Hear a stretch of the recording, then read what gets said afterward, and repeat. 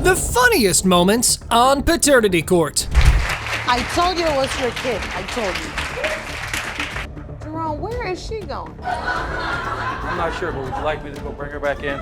Please. This is my punishment. I learned my lesson. I'm on birth control, and I'm going to get baptized because this is just too hard over here. Oh man, what would you do if you find your spouse texting another man about having all sorts of intimate dreams with them? No idea! Well, Mr. Flynn knew what to do when Miss Ariano's fidelity came to light. He stumbled upon explicit text messages on her phone. What a gimmick! That has shattered the trust in their relationship. I think the first incident was a group of text messages that I ended up finding in her phone. It was actually the day of my birthday. I came home from work late one night. A friend of mine came with me and her phone was going off. I recognized the number, but she had it before as a contact and now it just showed up as a number, so I'm guessing she deleted the contact. Having dreams or not, adding to the turmoil, Mr. Flynn harbored doubts about being the biological father of their 1-year-old son, Nikolai. He couldn't ignore the glaring differences in physical traits, such as blonde hair and blue eyes. Looks like another dude's been cooking inside the kitchen. I do, I think because Because when you look at your son. Your Honor, I'm Puerto Rican, I have dark hair, tan skin. She's Venezuelan, she has dark hair, tan skin. He's light, bright, 2 shades from white, and he's got blonde hair and blue eyes. The guy that she was messing around with was Russian, with blonde hair and blue eyes. What? Y'all better use some antiseptic to wash your eyes after seeing that. I mean, like, come on! You could have just described the situation. That's just profanity. However, Miss Ariano felt neglected in their relationship. She believed Mr. Flynn's obsession with video games and his inattentiveness during social gatherings with friends contributed to her emotional isolation. I'm gonna admit to it, I had 6 accounts online to meet different people. People, either sugar daddies that are older, things like that, so they can honestly give me the attention that he's not giving me. I don't understand how she feels neglected, Your Honor. I don't have that much time to give to her if I'm working 16-hour days. Come on, she's been tasting lollipops because the hubby has been playing Call of Duty. I mean, like, before you consider swiping major right on any profile, how about you just try to talk it out with your man first? Funny how that works, huh? The couple's communication had broken down and their bond was fraying. She walked outside. I don't know what she told him. She was out there for about 5 minutes. About 20 minutes later, when I calmed down and started walking to work, I come downstairs and the guy is hiding in the corner of the stairwell waiting for me to leave. Hiding? He wasn't hiding, first of all, and he was coming over because I do sometimes on my free time, I do tattoos and piercings. And just like that, the tattoo artist has spoken the truth. Miss Ariano admitted to some of Mr. Flynn's allegations. She confessed to getting intimate with a coworker. Oh boy, you'll flip when you know why she did it. That's right, it was to make the plaintiff jealous. Feels like I'm listening to a High School Musical story. These are text messages that you received from somebody that I was actually talking to. Talking to? Yes. I am looking at several naked pictures of a man's private area. Mr. Flynn, I see his face in one of them and it doesn't look like you. I mean, 6 profiles? Pictures of men? And now even a confession? It didn't look at all like the ruling was going to be in the favor of Mr. Flynn. But hey, wait, if you think this is over, there's a lot more that you might be missing. Just listen for yourself. At the same time, she had also admitted that she was going to a mutual friend of ours who was a neighbor, and she would go over there intentionally with no bra on, no panties to see if the guy would make an appearance on her. Yeah. The neighbor also has blonde hair and blue eyes. So you think he could be the father as well? I don't not know. the father. I don't know. Oh my God, this woman just went contra on everyone. But Miss Ariano, you can fool the expressions, but not the science. Now I don't know if I should laugh at this or not, but when everything is so obvious, here are the DNA results. Well, let's see if there's anything more than just Mr. Flynn, you are the father. I told you it was your kid. I told you. Jerome, where is she going? I'm not sure, but would you like me to go bring her back in? Please. Okay. Would you be willing to do anything for the child whom you believe is not yours? Huh. But it's a no to Mr. Houston, who's been accused of not doing anything for Dior, the 2-year-old child in question. He confirmed this accusation, stating that he believed he was not the baby daddy. Only reason why I don't, because I feel like I wasn't gonna do nothing for the baby until I found out he was mine. Me and Dawn, we've been knowing each other since we was kids. We grew up. I went to Detroit, came back, I met her. She was going through her little situation with her boyfriend. We connected. I even got evidence of the proof of when me and her got together and all of that. Miss Crowley, the plaintiff, responded to Mr. Houston's claims by explaining that she had been solely responsible for taking care of the baby. She had tried to involve him by pursuing child support and even offered to pay for a DNA test. But Mr. Houston had declined. But why? Wasn't that free pass enough already? She wanted to talk to me. I ain't give her no time of day because I never tried to talk to him. I didn't even know if he even knew me. So I don't even know what he's talking I didn't give her no play because she looked like a nerd. Me and her didn't have no type of, nothing. We were just... A nerd that he eventually talked to was, so... Oh, now isn't that a cute, innocent young love tale? But Mr. Houston, calling her a nerd now wasn't gonna win you any points, because homie, you're literally in paternity court with this woman. I mean, how ignorant can you be?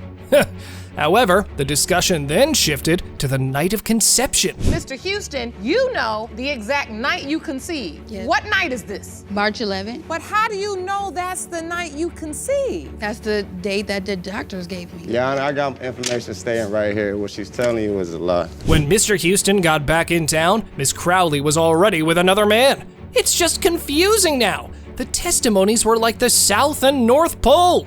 Give me a break. But hold on. Miss Crowley was asked why she didn't inform Mr. Houston immediately when she found out she was pregnant. She admitted that she did let him know. You were having unprotected sex with Mr. Houston. Yes. One time, Your Honor. The first time we had sex, we had sex with a condom. Dawn told me late sex irritate her. So I asked her, I said, I never told him that either. See, he lied about everything. What a confession! It's just awkward to hear. But yeah, that's right, Judge Lake. To me, he's like a man who never let an opportunity slip away. But when Mr. Houston was informed about Miss Crowley's pregnancy, his initial reaction was to deny paternity. He believed he couldn't father children due to a medical condition. Let's hear that part. In 2009, I had surgery on my left testicle. It's called testicle contortion. What it is, boys like how they lay their body at nighttime when you shift. We have tubes inside our testicles that circulate blood flow. When I was asleep, I shifted my body one way, my testicle went one way, so my left testicle swelled up as the size of a softball. Ouch! I ain't sleeping today after hearing that. And y'all better discover a new sleeping position. Sorry, I got distracted, but back to the case. Mr. Houston did admit to having an intimate night with the nerd, but also added he was intoxicated. Talk about a surprise, huh? How about we listen to Mr. Houston's mom for a while? I offered to pay for a DNA. She never offered to pay for it. You a lie. She And never don't make offered me to come pay over there for and any smack DNA test. fire out of you. Hold on. I offered to pay for She a never DNA offered to pay test. for anything, or I She would've let her told pay me for it. that Why no, not? because you need D'Angelo to swap. That's right, Granny, it's indeed about that baby. So how about we just stop listening to the latex allergies and who was in town or not? Let's just focus on who's the baby daddy. All right, Judge Lake, let's call in for the concealed fate. Here are the DNA results. It has been determined by this court. Mr. Houston, you are Dior's father. He was out of town. Like, he was out of town. How was he out of town? The first thing out of your mouth when I said you are the father is exactly what I want to hear. What did you say? Can I see the baby? If you're planning to have a child with the man you love, you will probably reconsider after watching this. Miss Rayford stands before the judge, accusing Mr. Freeman of fathering her child. He claims that Mr. Freeman, who initially wanted to have a child with her, abruptly left their relationship when she became pregnant and returned to his fiancée. Mr. Freeman hasn't done nothing. He has been a deadbeat. He refused to step up to the plate ever since he got with this Miss Triplet. Hold on, first of all, Ladies. All right, I'm awake now. That erupted from 0 to 100 in a less than 1 second. The session went from 0 to 100 in no time. It feels like Mr. Freeman was in a mood that can be described as, I got 99 problems, but a baby ain't one. However, he clarifies to the court that Miss Rayford has a history with multiple men, way before Galileo invented the telescope. Oh, man. Nah, he referring to the stuff that he bought with Pampers, clothes, and stuff like that. Girl, stop playing. So you know every move that man make, huh? Nope, I Hold thought on. he made a wrong move when he went over there Hold on. Oh, you jealous. You wish that was your Jealous? son, huh? How can I be you wish jealous? that was your son, huh? You Miss remember them tears you Rayford, cried? Miss Rayford. And how can I be jealous? Miss Rayford, focus on me. Regardless of all the ruckus that we just heard, Miss Rayford accuses Mr. Freeman of being a deadbeat father who hasn't contributed anything to Terry's upbringing since getting together. But Miss Triplett, Mr. Freeman's fiancée, becomes a part of the drama. Okay, ma'am, I'm a fan. Were you with Mr. Freeman during Yes. the time that in February? Yes, ma'am, You I all was. had started dating. Yes. And having sex. Yes. So now, Miss Rayford, when you went to California, you were already pregnant. I never saw proof that she was pregnant. She never told you she was pregnant. Never told me. Miss Triplett dismisses Miss Rayford's claims, accusing her of being obsessed with Mr. Freeman. If that was true, our plaintiff might have had a hidden personality of Joe Goldberg. You know what I mean? And that's just funny.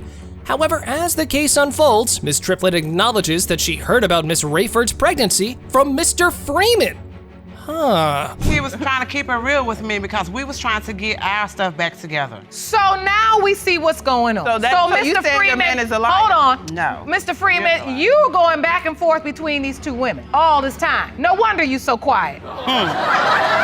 But now we know you all both got everything to do with it. Yeah, right. How busy was it? Busy with other men? Oops, my bad.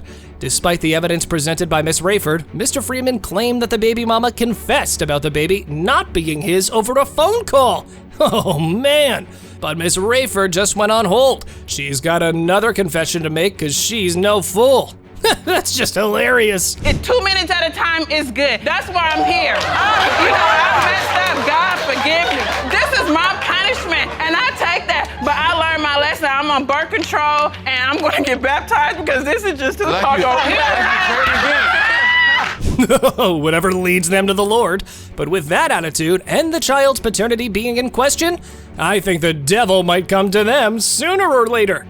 However, the timeline seems to support Miss Rayford's claims. I can just sense the drama. Mr. Freeman, as you look at this timeline, is it your testimony you were not intimate with Ms. Rayford at all between February 9th through the 14th? It probably was a couple days, but I was. Wait, hold on, don't start mumbling. Don't start mumbling. I was wrapped up. Hold on. All right, folks, enough clowning now. It's now time to get serious about the baby daddy, because the child is pretty much in this world and will be looking for answers when it grows up. So how about we just focus on that? So, Judge Lake, why don't you just baptize them all with some truth serum? It has been determined by this court. Mr. Freeman, you Are Not. keep hope alive. you are the father. No! Hell no, we cannot go through 17 more years of this vicious woman. See, something wrong. We can't do this. Something wrong with you. Next time when you go for groceries, just remember to bring home the items that you made a list of on that sticky note. Because if you don't, you might end up in a sticky situation like Mr. Boyin, who was accused of having a child with a lady he met at a convenience store. Now, how convenient is that? Your Honor, I'm here to prove and to tell the court and to tell her that I am not the father. I am not Messiah's father. We only had sex a couple times. It was like a summer breeze going through the wind. I actually did not know that she was pregnant. And so you truly believe you are not this child's I'm father? not the father, Your Honor. However, when Miss Gully found out she was pregnant, she promptly notified Mr. Boyin by calling him from the hospital. Surprisingly, he did not deny being the father at that moment. Huh. Well, sounds like a strong doubt might have surfaced in a promising casual encounter. But wait a minute, have a look at this. Were you using protection? At first we was, but then I started. We not- never not- use protection. And I see Messiah was born in April, the window of conception right around the time you were having sex with Miss Gully? How is that, Your Honor? Because you said you had sex over the course of a few months. Feels like the plaintiff has been hiding something. Ain't that right? Despite his initial doubts, Mr. Boyin decided to visit the hospital after the baby was born. He held the baby, pondering if the child was indeed his. But after some introspection, he left the hospital with doubts lingering in his mind. She had the baby at the hospital. I ain't gonna lie, I didn't go up there the first day, but the second day I went up there, Your Honor, I hit the lobby. I'm thinking like, Darius, is this your baby? This what's going on in my head. I'm in the lobby thinking this. Is this my baby? And I said, no, Darius, this ain't your baby. So I ain't gonna lie, Your Honor. We just want you to understand, Mr. Boyin, that even if the baby mama cut you out for months, you can still be the father. Come on, how naive can you get, sir? However, they did stay in touch after the baby's birth, but their communication was strained. Mr. Boyin even attempted to take responsibility by purchasing a DNA test. She took it back. I guess she got the money back. I kept asking her, can I get it? Yes, I did. Miss Gully, did you take the test back and get the money? Yes, I bought my baby Pampers and wipes. The babies do need Pampers and wipes. And I mean, you have to understand, Mr. Boyin. Well, we know one thing in this courtroom, looks can be deceiving. Either it can be your child or it cannot. But FYI, the defendant strongly believed Mr. Boyin was the father, and although she was emotional about his denial, hold the horses. There might be another man painting on the same canvas. Nothing but what she told me. What did she tell you? It's a possibility it might be his, and a possibility it might be yours. That's exactly what she told me. And when did she tell you this? At what point in this process, in this timeline, did she tell you that? After she had the baby on. But how about we look in for some quick comparison? I had a feeling that was gonna be hilarious. Well, Miss Gully, how about we just start playing Spot the Difference in Your Baby? I mean, it's a respectful way to gain a baby daddy, right? You say there's a dent in the nose that's the same. Yes, right. And in your words, you say they have the same basketball head. Yes. He said it's not shaped like mine. And finally, you submitted this one. And you say he has his daddy's dimples. I don't have no dimples. So we all just went from softball to basketball on the baby. How about this time around, we just focus on the science rather than the sport? Judge Lake, now we are all ears for the DNA results after hearing all the testimony.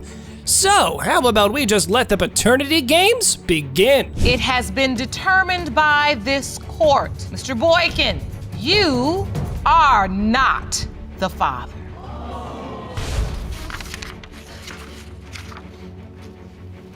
Thank you, Your Honor.